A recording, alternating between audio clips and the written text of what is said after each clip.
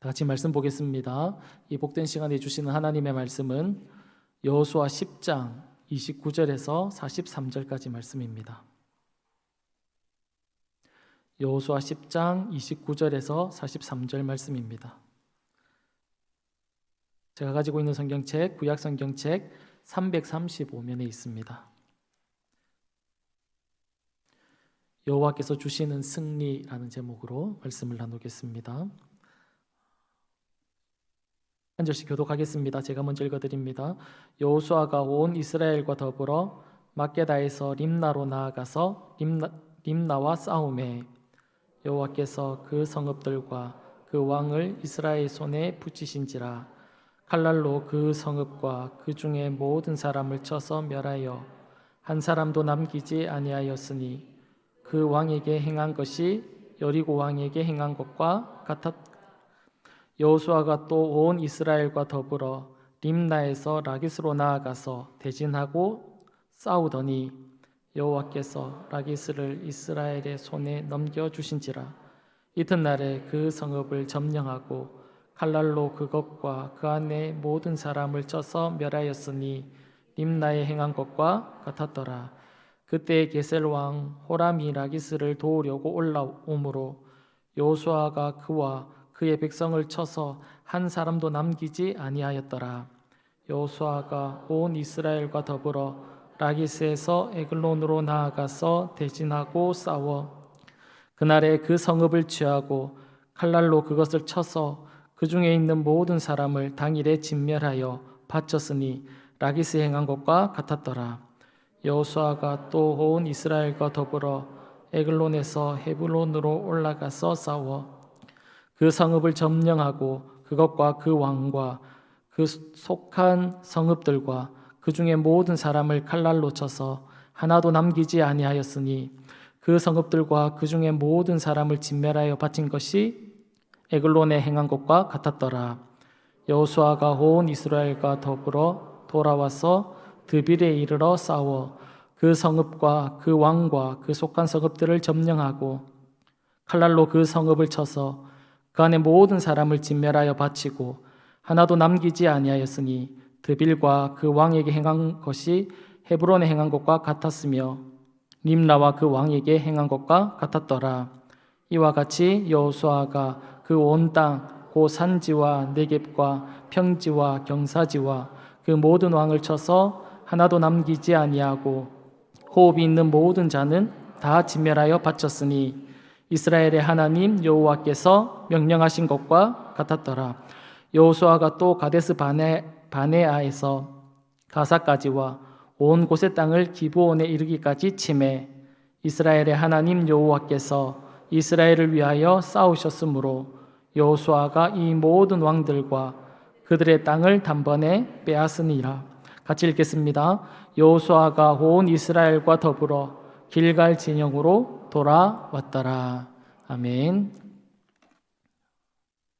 어떤 스승이 바구니 안에 꽃을 담고 제자들에게 가서 물었습니다. 이 바구니가 무슨 바구니인가 그렇게 물었습니다.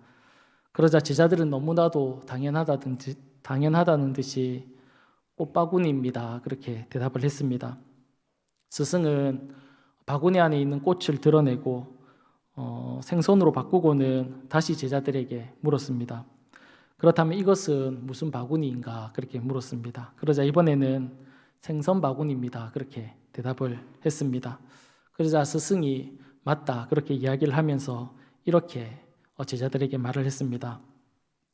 똑같은 바구니이지만 꽃을 담으면 꽃바구니가 되고 생선을 담으면 생선 바구니가 되는 것처럼 사람도 마찬가지라는 것입니다.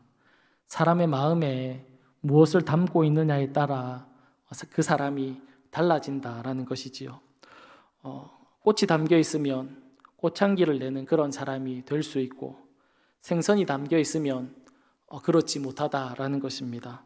비린내를 풍기는 그런 사람이 된다라는 그런 뜻일 것입니다. 사랑하는 여러분, 어떻게 하면 우리 마음에 꽃을 담은 것처럼 그런 향기로운 삶을 내면서 살아갈 수 있을까요? 성경은 이렇게 말씀하고 있습니다. 누가복음 6장 45절에 보면 선한 사람은 마음에 쌓은 선에서 선을 내고 악한 자는 그 쌓은 악에서 악을 낸다, 그렇게 말씀을 하고 있습니다. 무엇으로 우리의 마음을 채우느냐에 따라서 우리가 향기를 내는 그런 사람이 될 수도 있고, 반대로 생선처럼 비린내를 내는 그런 사람이 될 수 있다는 것입니다. 그러나 우리가 완벽하게 향기만 내는 그런 사람으로 살아갈 수도 없고, 그렇다고 지금 악취를 내는 사람이라고 할지라도 계속해서 악취만 내면서 이 생을 계속 살아갈 수도 없다라는 것입니다. 우리는 때를 따라서 향기를 내는 그런 사람으로 살아갈 수도 있고, 또 때에 따라 악한 냄새를 내는 그런 사람으로 우리가 살아갈 수도 있다라는 것입니다. 이런 이야기를 할 때 저는 개인적으로 다윗의 이야기를 비유로 들어서 설명하는 것을 좋아합니다. 여러분들에게 몇 번 말씀을 드렸던 것 같은데요. 다윗은 하나님 보실 때 어떤 사람이었냐면 하나님의 마음에 꼭 맞는, 하나님 마음에 합당한 그런 사람이었다라고 성경이 이야기하고 있습니다. 자신은 화려한 왕궁에서 살아가고 있을 때 하나님의 법궤를 생각하면서 하나님을 위해 성전을 건축해야겠다라는 그런 생각을 가졌던 그런 인물이었습니다. 이 외에도 하나님을 사랑했던 사람이고 또 그의 말씀에 늘 순종했던 그런 인물이 다윗이었죠. 그러나 또한 다윗은 목욕하는 여인을 보고 음욕이 일어나서 그의 남편 우리아를 잔인하게 살해하고 그의 아내인 바세바를 취한 그런 악랄한 인물이기도 합니다. 다윗에게 있어서 전혀 다른 그런 두 가지의 모습을 우리가 성경을 통해서 볼 수 있다는 것이지요. 이 두 가지 모습 중에서 어떤 것이 진짜 다윗의 모습일까요? 선을 행하는 그런 모습, 하나님 보실 때 기뻐하는 모습이 진짜 다윗의 모습일까요? 아니면 악을 행하는 그런 악랄한 모습이 다윗의 진짜 모습일까요? 어느 것이 다윗의 진짜 모습이겠습니까?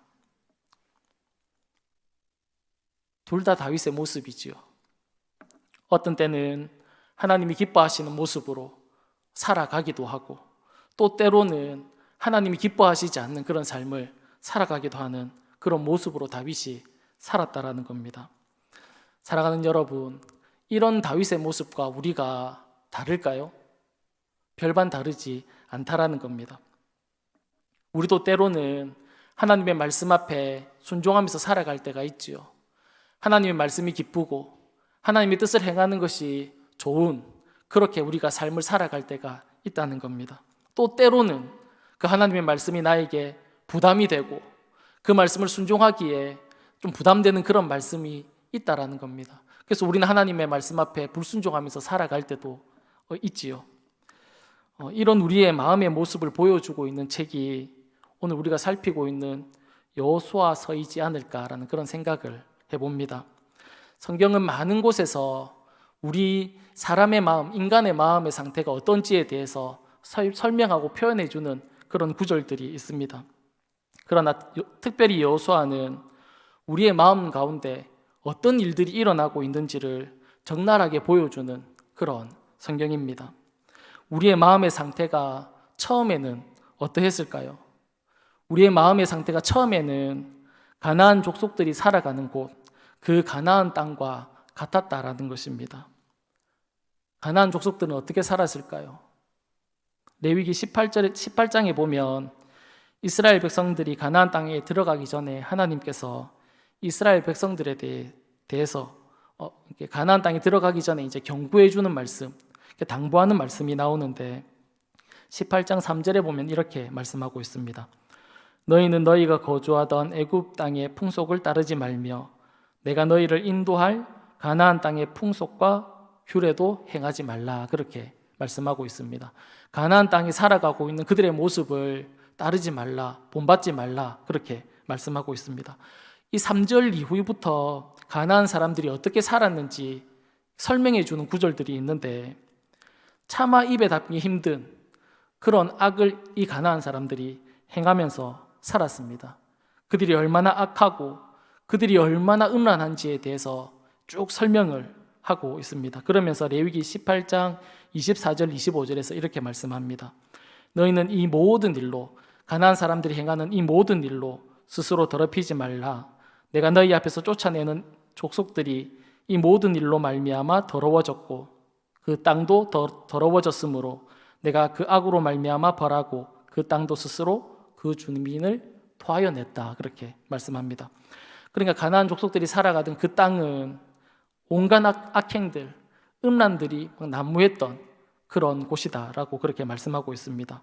이런 가나안 땅이 우리의 마음과 같았다. 그렇게 말씀하고 있는 겁니다.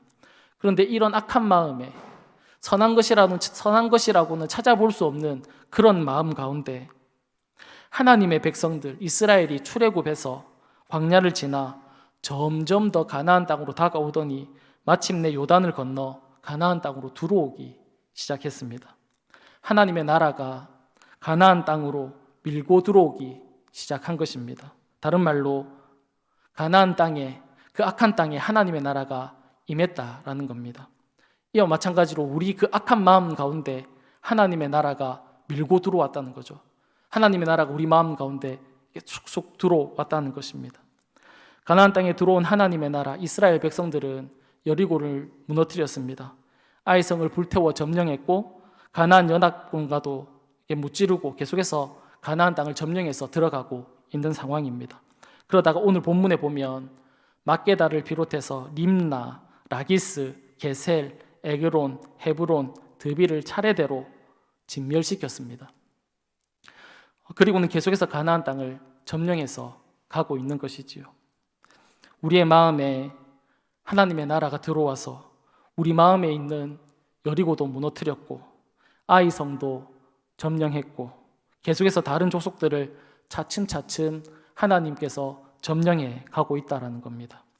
그러니까 우리 속에 있는 세속적인 것들, 이 세상의 것들, 하나님을 대항하는 것들, 그런 것들 하나하나를 하나님께서 점령해 가시면서 무너뜨려 가시면서 점점 하나님의 나라가 우리 안에서 확장되어져 간다라는 것을 보여주고 있는 것입니다.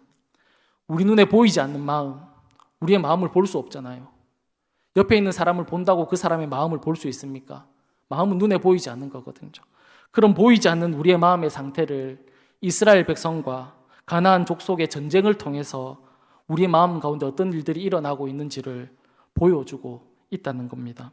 우리의 마음에 어떤 일들이 일어나고 있습니까? 악이 점차 물러가기 시작하고 하나님의 나라가 점점 세워져 가고 있다는 것입니다.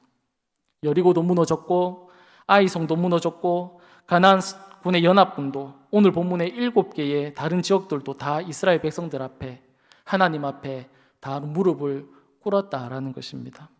어떻게 이런 결과가 있을 수 있을까요? 악으로 가득한 그 마음 상태, 악으로 가득한 그 가나안 땅에 어떻게 하나님의 나라가 점점점 임할 수 있고 어떻게 하나님의 나라가 점점 세워질 수 있었을까요?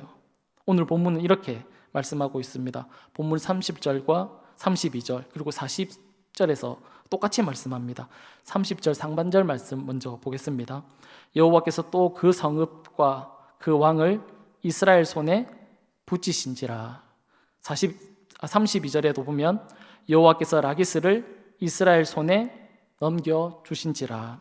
42절에도 보면 이스라엘 하나님 여호와께서 이스라엘을 위하여 싸우셨으므로 여호수아가 이 모든 왕들과 그들의 땅을 단번에 빼앗았다. 그렇게 말씀하고 있습니다.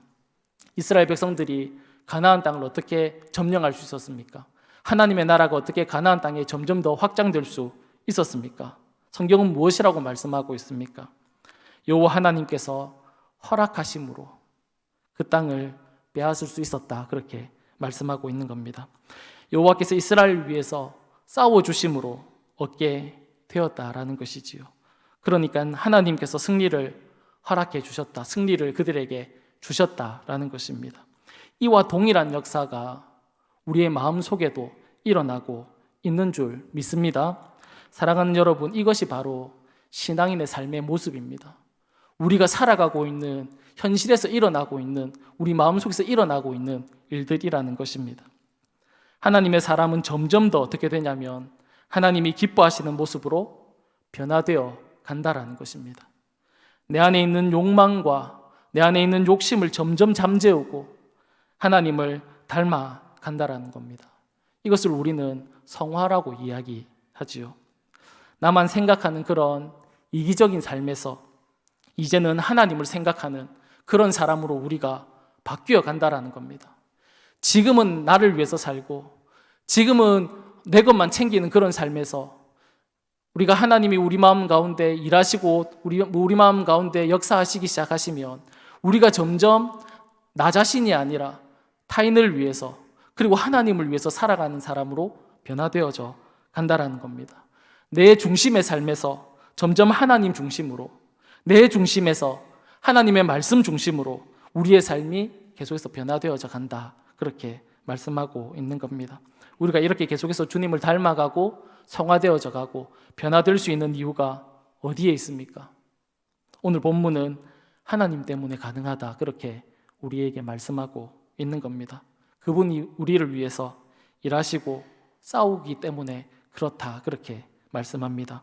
사랑하는 여러분, 내가 바뀌는 것, 내 마음이 새롭게 되는 건 내가 노력해서 나의 힘으로 내 결단으로 일어나는 일들이 아닙니다. 우리가 결심할 수 있지요. 결단할 수 있지요. 우리가 미워하는 사람을 보면서 내가 안 미워해야지 한다고 안 미워집니까? 쉽지 않다니까요. 집에 가서는 내가 그 사람을 사랑해야지 라는 마음을 가질 수 있지만 그 사람을 만나는 순간 또다시 미움이 우리 속에서 일어나는 게 우리의 현실입니다. 우리 힘으로, 우리의 노력으로 우리의 마음을 바꿀 수 없다는 겁니다. 하나님이 도우시면, 하나님이 싸우시면, 하나님 우리의 그 악들을 무너뜨리기 시작하시면 우리의 삶의 변화가 일어난다. 그렇게 말씀을 하고 있다는 겁니다. 사랑하는 여러분, 내 힘과 내 노력으로 가능한 것이 아니라 하나님의 노력으로 가능하다라는 것을 믿을 수 있기를 바랍니다. 내 삶을 내가 보면서 나는 바뀔 수 있을까? 난 정말 하나님이 기뻐하시는 삶을 살아갈 수 있을까? 난 언제까지 이렇게 살아갈까? 고민할 수 있지만 성경은 우리에게 말씀하기를 하나님이 도우시면, 그분이 우리에게 은혜 베푸시면, 그분이 도우시면 우리가 가능하다. 그렇게 말씀을 하고 있다는 것이지요. 오늘 본문에서 이스라엘 백성들은 가나안 이 남부 지역을 다 점령하게 되는데 오늘 본문에서 소개되고 있는 지역은 막게다를 비롯해서 림나, 라기스, 게셀, 에그론, 헤브론, 드빌, 이 지역을 세보면 7개의 지역을 성경이 소개하고 있는 것을 볼 수 있습니다. 그 당시 가나안 남부 지역에는 더 많은 지역들이 있었겠지요. 그런데 오늘 본문에는 7개 지역만 이렇게 기록하고 있다는 겁니다. 여기도 의미가 있겠지요. 성경에서 7이라는 숫자는 완전수다고 그렇게 이야기합니다. 그러니까 가나안 남쪽이 완전하게, 완벽하게 정복되어졌다라는 것을 보여주고 있고, 또한 이 7은 완전한 승리를 우리에게 보여주고 있습니다.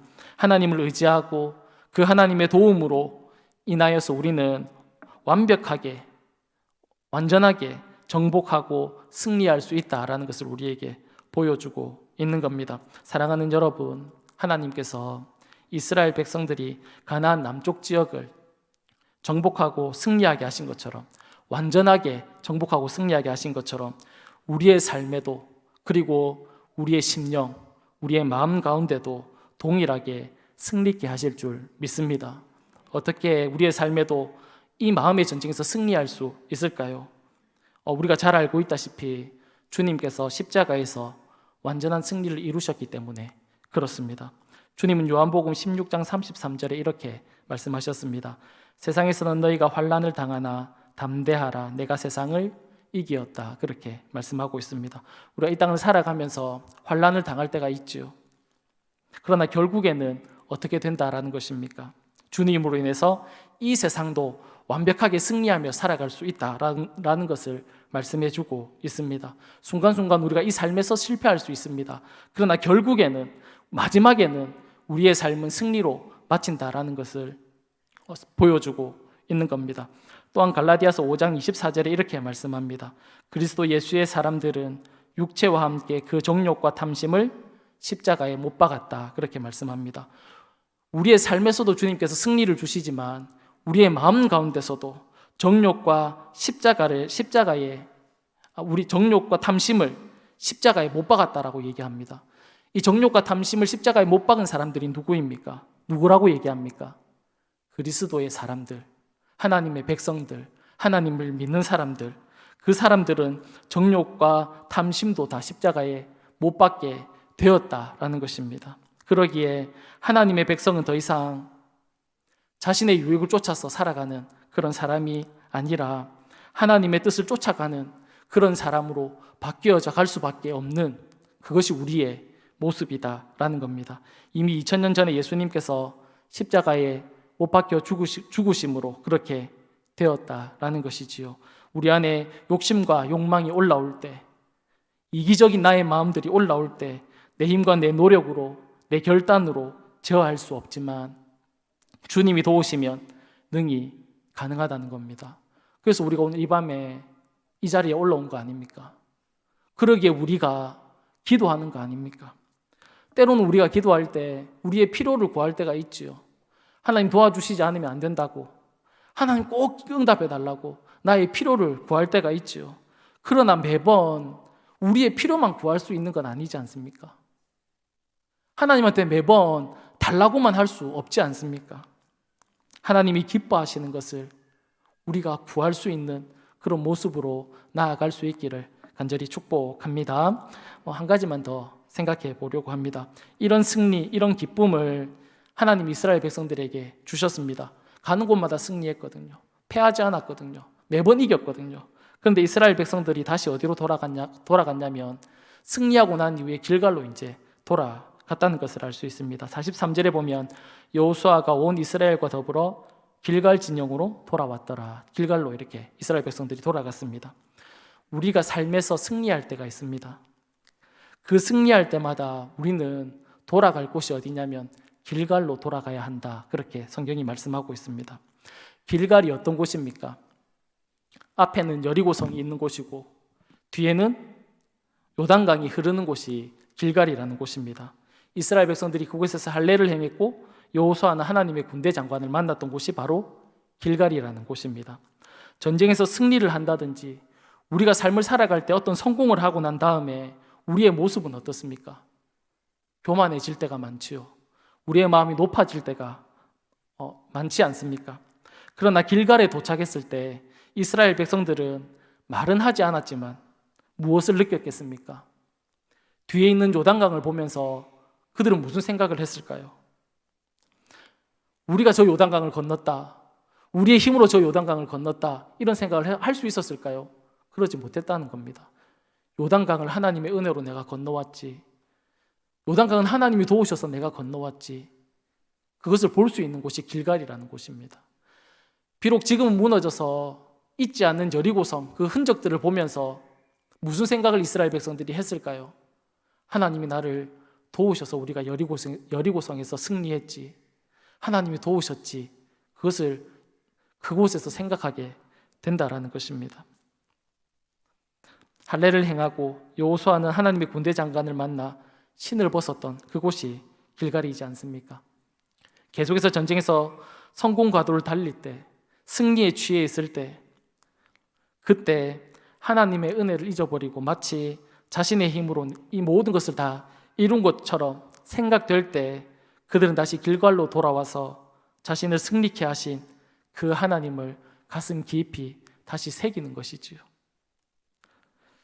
사랑하는 여러분, 승리 이후에 다시 이스라엘 백성들은 길갈로 돌아와서 자신의 마음 가운데 자기가 주가 되는 것이 아니라 하나님이 주가 되는 그 작업, 다시 하나님을 생각하고 그가 도우셨던 하나님을 상기하는 그 장소가 바로 길갈이었다라는 겁니다.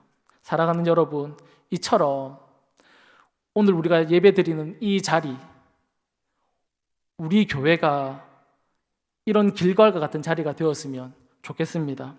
이 세상에서 성공하고 잘 되었을 때 예배 자리에 딱 앉으면 내 힘과 내 노력으로 된 것이 아니지, 하나님이 도우셨지, 하나님의 은혜였지 라는 것을 이 자리에서 다시 한 번 더 깨닫는 겁니다. 나의 의, 내 욕심들, 내 자랑들을 다 내려놓고 다시 한 번 더 하나님을 생각하는 그 자리가 바로 이 자리가 될 수 있기를 간절히 축복합니다. 우리의 삶에서 실패하고 힘들고 마음이 무너졌을 때, 이 예배 자리에 나왔을 때 마음적으로 힘들지만 다시 한번 그 하나님을 붙드는 그 자리가 오늘 우리가 함께 예배드리는 이 자리, 우리 교회가 될 수 있기를 간절히 축복합니다. 말씀을 정리하겠습니다. 하나님은 우리의 내면을, 더럽고 추하고 악한 이런 우리의 내면을 하나님의 나라로 바꾸시는 분이십니다. 세상적인 것, 우리의 욕망과 욕심에 사로잡혀 있는 우리의 마음을 조금씩 바꾸셔서 마침내 하나님께서 다스리시고 통치하시는 그런 나라로 바꾸시는 분이 하나님이다라는 사실입니다. 또한 우리가 승리로 우쭐할 때 예배 자리에 나와서 이 모든 것이 다 하나님의 은혜인 것을 깨닫는 그런 저와 여러분이 다 될 수 있기를 간절히 축복합니다. 이 시간 우리 다 같이 기도하겠습니다. 하나님의 사람은 십자가에 우리의 욕심과 욕망을 다 못 박은 사람이라고 말씀하셨습니다. 우리의 욕심을 내려놓고 우리의 욕망을 내려놓고 오직 주님만을 따라가는 그런 삶을 살아갈 수 있도록 하나님 도와 주옵소서. 혹 세상의 어떤 성공으로 인해서 마음이 높아질 때, 혹은 실패로 절망할 때, 그 모든 것이 다 하나님의 은혜임을 고백하는 우리 모두가 다 될 수 있도록 하나님 은혜를 허락하여 주옵소서. 감사드리며 살아계신 예수님의 이름으로 기도드립니다. 아멘.